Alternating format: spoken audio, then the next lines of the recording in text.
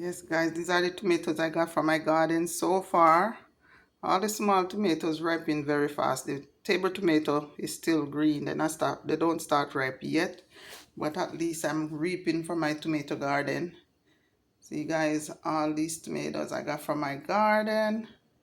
I used just a little bit of fertilizer when I just started plant them because they weren't growing.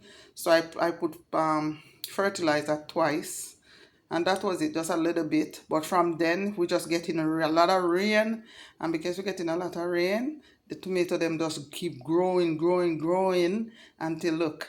And I didn't have to put, the only thing I use on them to prevent insect or worm from eating them, I juice garlic, and then I put it in a spray bottle. I juice it out and take out I juice it out to liquid pure water, and then I put it in a plastic bottle, and I spray my stuff to prevent worms and stuff from eating the vegetable leaves and stuff. So this is what I got. Hey, I'm doing good. Thank you guys for watching.